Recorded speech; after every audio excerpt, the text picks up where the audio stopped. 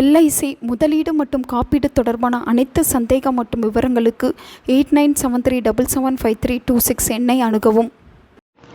மார்கழி மாதம் வரக்கூடிய 30 நாட்களுமே இறையருள் நிறைந்த சக்தி வாய்ந்த நாட்கள் தான்.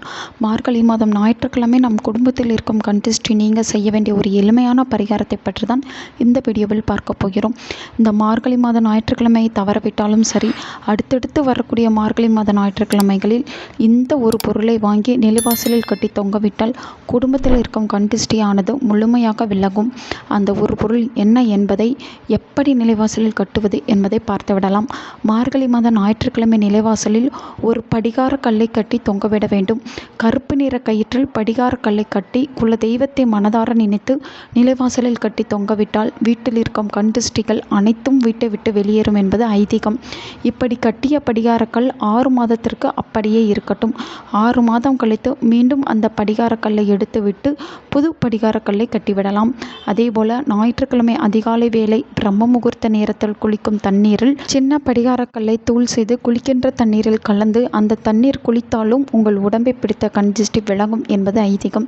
இந்த குளியல் பரிகாரத்தை மார்கழி செவ்வாய், மார்கழி வியாழக்கிழமையில் செய்யலாம். 2 சக்கர வாகனம், 4 சக்கர வாகனம் என்று உங்களுடைய வீட்டில் எந்த வாகனம் இருந்தாலும் சரி, அந்த வாகனத்திற்கு முன்பாகவும் கருப்பு கயிறில் படிகார கல்லை ஞாயிற்றுக்கிழமை அன்று கட்டி தொங்கவிடுங்கள். அடுத்தவர்களுடைய கண்டிஸ்ட்ரி பொறாமை குணத்தால் உங்களுடைய வாகனத்திற்கு எந்த பாதிப்பும் ஏற்படாது. இந்த மார்கழி மாதத்தில் நிலைவாசலில் தண்ணீர் தெளிக்கும் போது அந்த தண்ணீரில் 2 சிட்டிகை படிகார கல்லை போட்டு கரைத்து அந்த தண்ணீரை கொண்டு வாசல் தெளித்தால் வீட்டிற்கு சுபிட்சம் உண்டாகும். எந்த ஒரு எதிர்மறை ஆற்றலும் வீட்டிற்குள் நுழையாது.